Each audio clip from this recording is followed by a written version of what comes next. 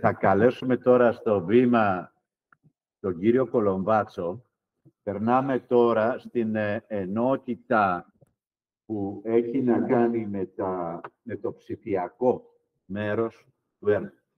Ο κύριος Κολομβάτσος εκπροσωπεί την ομάδα του Τμήματος Τηλεπικοινωνιών και Πληροφορικής από το Πανεπιστήμιο Θεσσαλίας, μαζί με τους συνεργάτες του, τον κύριο Φουντά και την κυρία Παπαθανασάκη, θα μας παρουσιάσουν την εισήγησή τους με θέμα το ψηφιακό μοντέλο του LNP και διαχείριση της ψηφιακής του ψηφιοποιημένης πληροφορίας. Καλησπέρα σε όλους.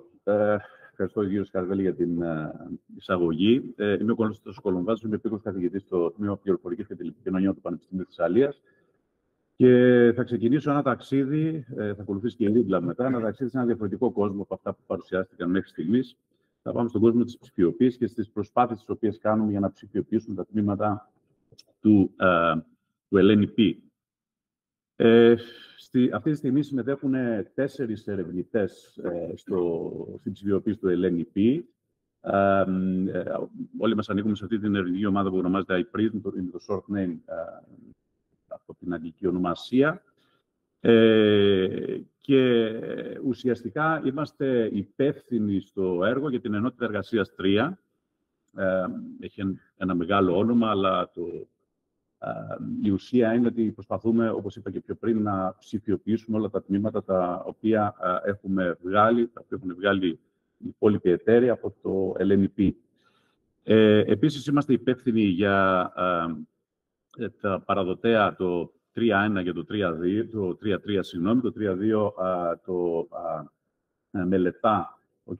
Δαμιανίδης, το ανέφερε στην παρουσίασή του πιο πριν, και το περιεχόμενο, όπως βλέπετε και στη διαφάνεια, είναι η ψηφιακή αποτύπωση με χρήση σαρωτή χειρός, η ψηφιακή αποτύπωση με χρήση λογισμικού για την κατασκευή των σχεδίων διαφόρων τμήματων του LNP και στη συνέχεια η δημιουργία των 3D αντιγράφων των τμήματων αυτών. Αυτή είναι η στόχη μας, είναι 4. Πέρα από την ψηφιοποίηση και την δημιουργία των 3D μοντέλων, ο στόχος μας είναι να δημιουργήσουμε ένα υπόστρωμα με αυτή την ψηφιακή πληροφορία, την οποία θα προσφέρουμε σε οποιοδήποτε άλλο λογισμικό θελήσει να τη χρησιμοποιήσει. Στα πλαίσια του έργου, το λογισμικό αυτό θα είναι το λογισμικό της επαυξημένης και εικονικής πραγματικότητας που αναπτύσσει η εταιρεία ReadLab, οπότε είμαστε σε άμεση επικοινωνία μαζί τους, σε άμεση συνεργασία μαζί τους. Όπως επίσης είμαστε και σε άμεση συνεργασία με τους υπόλοιπους ερευνητές του έργου, έτσι ώστε να μπορέσουμε να αποτυπώσουμε ως δυνατόν καλύτερα τα σχέδια του σκάφους, γιατί δυστυχώς δεν έχουμε στη διάθεσή μας όλα τα σχέδια, οπότε κάποια σχέδια θα πρέπει να γίνουν από την αρχή με βάση τις μετρήσεις τις οποίες κάνουν οι υπόλοιποι ερευνητές που έχουν εμπειρία όπως αναδείχθηκε στις προηγούμενες παρουσιάσεις. Υπάρχουν ένα σώρο προκλήσεις. Η αλήθεια είναι ότι ο αρχικός σχεδιασμός ήταν να μπορέσουμε να βιντεοσκοπήσουμε το σκάφος με χρήση ενός drone. Αυτό δεν κατέστη δυνατό. Το επιχειρήσαμε στη Σαλαμίνα. Επειδή το σκάφος είχε καταρρεύσει, δεν μπορέσαμε να πάρουμε ένα βίντεο το οποίο θα αποτυπώσει τουλάχιστον τη μία πλευρά του σκάφους, έτσι ώστε στη συνέχεια ψηφιακά να μπορέσουμε να παράξουμε την επόμενη, την άλλη πλευρά. Οπότε, μία από τις προκλήσεις είναι ότι θα πρέπει να ψηφιοποιήσουμε ένα-ένα τα αντικείμενα. Μία άλλη πρόκληση είναι ότι κάποια από αυτά τα τμήματα του σκάφους έχουν διασπαστεί. Είναι σε κομμάτια, οπότε θα πρέπει πέρα από την ψηφιοποίηση να μπορέσουμε να συνδέσουμε αυτά τα κομμάτια με σημασιολογικό τρόπο μέσα στο λογισμικό, έτσι ώστε να αποτελέσουν ένα ολοκληρωμένο αντικείμενο, όπως ακριβώς είναι και στην πραγματικότητα. Υπάρχουν κάποια σχέδια στη διάθεσή μας από την μελέτη που είχε γίνει το 1999. Τα υπόλοιπα τα φτιάχνουμε εμείς με τη βοήθεια του AutoCAD, το οποίο είναι ένα από τα προγράμματα που χρησιμοποιούμε. Ακόμη ένα είναι το Blender, το CR Studio κτλ. Η χρήση τους γίνεται τόσο για την δυσδιάστατη αποτύπωση των τμήματων του σκάφους, όσο και για την τρισδιάστατη αποτύπωση. Η αποθήκευση και διαχείριση πληροφορίας, ψηφιοποιημένης πληροφορίας, είναι το επόμενο στάδιο. Θα δείτε και στην επόμενη διαφάνεια ότι έχουμε χρησιμοποιήσει μια αρκετά πολύπλοκη βάση δεδομένων. Θα σας εξηγήσω το λόγο. Και στη συνέχεια κάποιο λογισμικό, έτσι ώστε να μπορέσει να επικοινωνήσει το υπόστρωμα που ανέφερα πιο πριν, με το λογισμικό το οποίο αναπτύσσει η εταιρεία Readlab. Δεν φαίνεται πολύ καλά στη διαφάνεια, αυτή είναι η αλήθεια, αλλά η βάση είναι αρκετά πολύπλοκη. Έχουμε αρκετούς πίνακες, επειδή ακριβώς θέλουμε να τηρήσουμε τους κανόνες ανάδειξης πολιτιστικού περιεχομένου, όπως ακριβώς αυτοί οι κανόνες τίθενται από τον εθνικό συσσωρευτή πολιτιστικού περιεχομένου και τον ευρωπαϊκό συσσωρευτή. Οπότε, όλες αυτές οι πληροφορίες καταγράφονται. Έχουμε φτιάξει και ένα interface που θα δείτε στη συνέχεια, μέσω του οποίου μπορούν οι υπόλοιποι ερευνητές που δουλεύουν στο έργο να μπορέσουν να περάσουν αυτή την πληροφορία. Μέσω του μοντέλου που μας δίνουν ο εθνικός και ο ευρωπαϊκός συσσωρευτής πολιτιστικού περιεχομένου, μπορούμε εμείς να κάνουμε τη σημασιολογική διασύνδεση της πληροφορίας. Θα δείτε στη συνέχεια λίγο περισσότερες πληροφορίες. Και φυσικά, στο τέλος, για να μπορεί η πληροφορία να αποστέλλεται, να τη ζητάει κάποιο άλλο λογισμικό, έχουμε δημιουργήσει ένα API, αυτό βγαίνει από το Application Programming Interface. Οι δύο συσσωρευτές που ανέφερα, ο εθνικός, που είναι το Εθνικό Κέντρο Τεκμηρίωσης, βλέπετε στη διαφάνεια το δικτυακό τόπο, το searchculture.gr, εκεί μπορεί να βρει οποιοδήποτε ένα αρχείο όπου περιγράφονται οι κανόνες που προανέφερα και πρέπει να ακολουθήσουμε αν θέλουμε να ανεβάσουμε μια συλλογή, μια ψηφιακή συλλογή στο συγκεκριμένο αποθετήριο. Ο ευρωπαϊκός συσσωρευτής είναι το Europeana, νομίζω όλοι σας το έχετε ακούσει. Βλέπετε επίσης το δικτυακό τόπο, τη διεύθυνση του δικτυακού τόπου και ορίζεται λοιπόν ένα πλαίσιο για να μπορέσουμε να καθορίσουμε τα μεταδεδομένα που ανήκουν σε τρεις κύριες κατηγορίες. Είναι τα περιγραφικά, τα δομικά και τα διαχειριστικά. Το περιγραφικό κομμάτι έχει να κάνει με τον τίτλο, με το δημιουργό, με διάφορες λέξεις κλειδιά. Συνήθως αυτό μας βοηθάει πάρα πολύ στο να κάνουμε την αναζήτηση με αυτόν τον παθοποιημένο τρόπο. Τα δομικά μεταδεδομένα έχουν να κάνουν, στη δικιά μας την περίπτωση, με τα τμήματα του σκάφους. Οπότε και εκεί θα πρέπει να καταγραφεί συγκεκριμένη πληροφορία για να μπορέσει να τύχει επεξεργασία σε μεταγενέστερο χρόνο και φυσικά τα διαχειριστικά μεταδεδομένα που έχουν να κάνουν με το ποιος μπορεί να έχει πρόσβαση, αν είναι δημόσια, αν είναι ιδιωτικά και ούτω καθεξής. Να σημειώσω εδώ ότι η λίστα με τα μεταδεδομένα είναι αρκετά μεγάλη. Υπάρχουν κάποια τα οποία είναι υποχρεωτικά, κάποια τα οποία είναι προαιρετικά. Εμείς, όπως θα καταλάβατε και από τη βάση την οποία έχουμε υιοθετήσει, έχουμε ένα ευρύ σύνολο μεταδεδομένων τα οποία υιοθετούμε και φυσικά μετά την τεκμηρίωση του καθενός τμήματος του σκάφους, αυτή η πληροφορία καταγράφεται απευθείας στο interface το οποίο έχουμε φτιάξει. Στη δεξιά πλευρά της διαφάνειας βλέπετε το μοντέλο. Είναι το Europeana Data Model, EDM είναι η συντομογραφία και ουσιαστικά είναι μια οντολογία. Υπάρχουν κάποιοι συνάδελφοι εδώ της πληροφορικής, που καταλαβαίνουν πολύ καλά για ποιο λόγο χρησιμοποιούμε μια οντολογία, χρησιμοποιείται η οντολογία, κυρίως για να γίνει αυτή η σημασιολογική διασύνδεση και να μπορεί να γίνει πιο εύκολη η αναζήτηση και η ανάκτηση της πληροφορίας.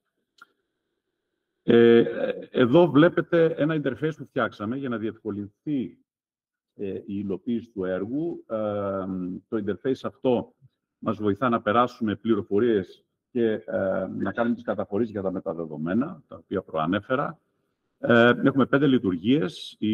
Θα ξεκινήσω από τις τελευταίες. Έχουμε τη δυνατότητα να ανεβάσουμε πολυμεσικό περιεχόμενο, εικόνα, βίντεο ή 3D αντικείμενο.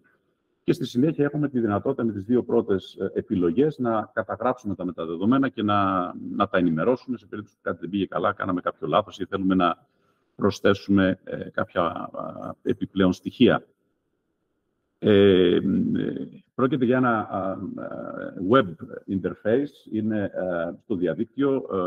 Έχουμε κάποιον server το οποίο χρησιμοποιούμε μαζί με τη Readlab και μέσω αυτής της διαδικασίας έχουμε παράξει τέλος πάντων αυτό κάποιο κώδικα HTML, CSS και JavaScript, ενώ από κάτω το υπόστρωμα είναι MySQL, η οποία είναι και open source. Εδώ κάποιες πληροφορίες για το Application Programming Interface. Επιλέξαμε να υιοθετήσουμε ένα RESTful API.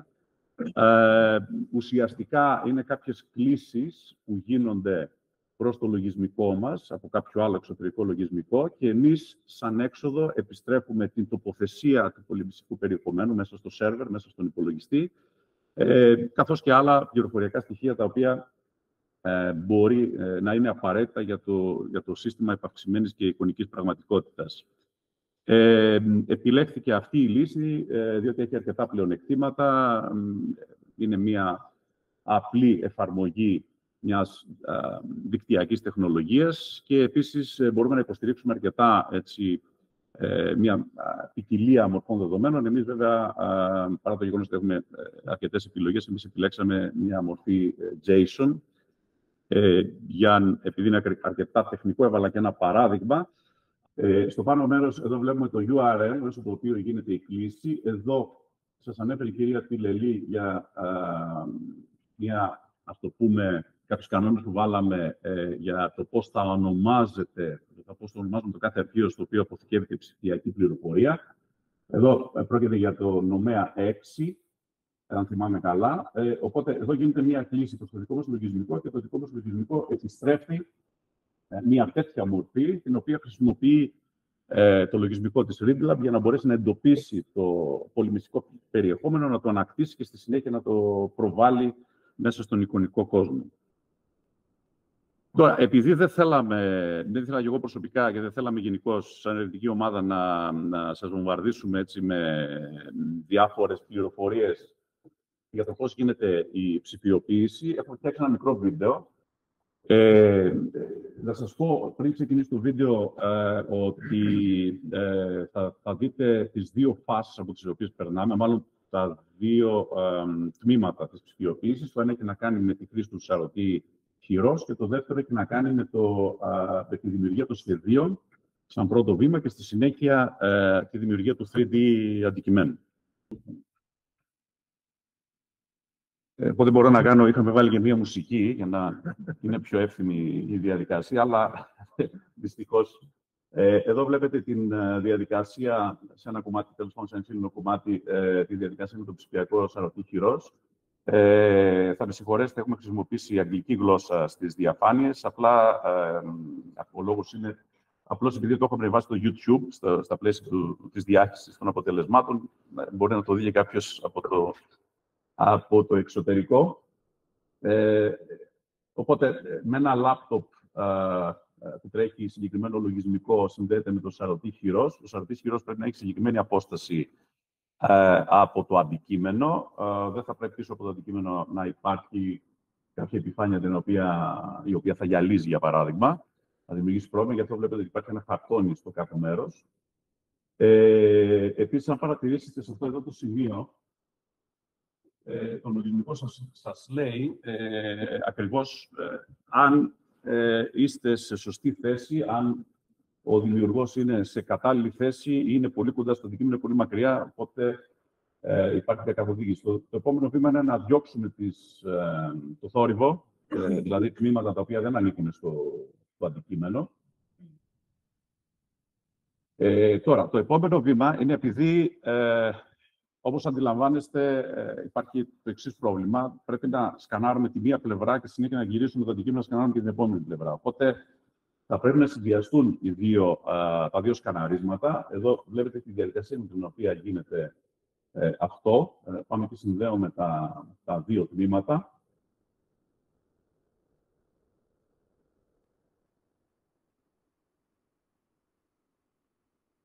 Επίσης, να σημειώσω ότι η συγκεκριμένη διαδικασία απαιτεί αρκετό χρόνο και απαιτεί και μεγάλη υπολογιστική ισχύ. Οπότε δεν είναι εύκολο να γίνει σε ένα απλό λάπτοπ.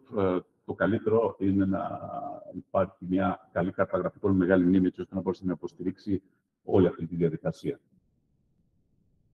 Μετά τη σύνδεση, το λογισμικό θα παράξει το αντικείμενο και θα υπάρξει επόμενο βήμα, με το οποίο πάλι θα προσπαθήσουμε να αφαιρέσουμε το θόρυβο.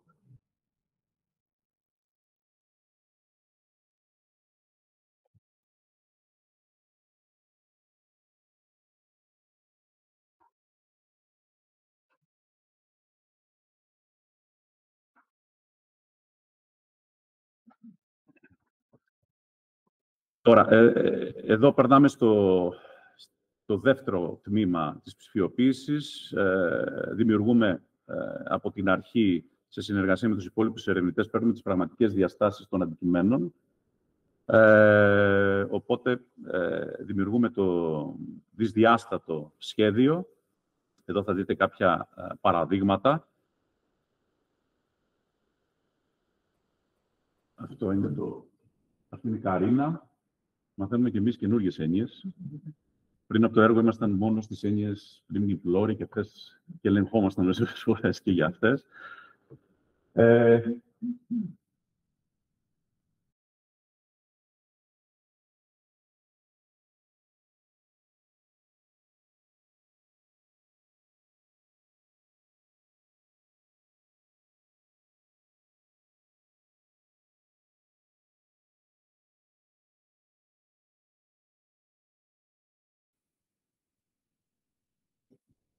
Τώρα, εδώ βλέπετε τη διαδικασία της δημιουργίας του 3D αντικειμένου. Θα δείτε σιγά-σιγά πώς δημιουργούνται οι νομείς. Προφανώς αυτό δεν έγινε τόσο γρήγορα, πήρε περισσότερο χρόνο. Οπότε πάμε τμήμα-τμήμα.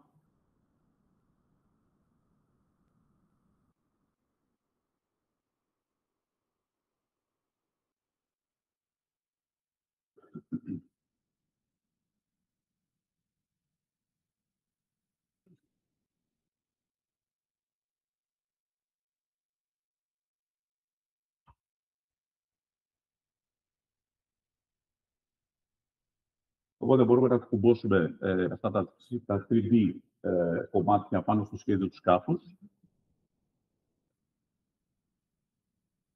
Και το καλό είναι ότι με τη βοήθεια του λογιστικού θα μπορούσαμε να κάνουμε αυτό το mirror, αυτό τον καθρέφτη. Αν έχουμε φτιάξει μία πλευρά, μπορούμε να φτιάξουμε και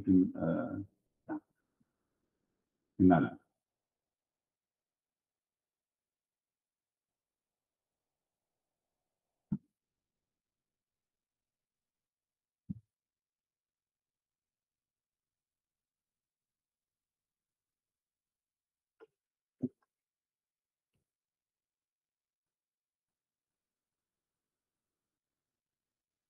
Αυτά από μένα. Ευχαριστώ για την προσοχή σας.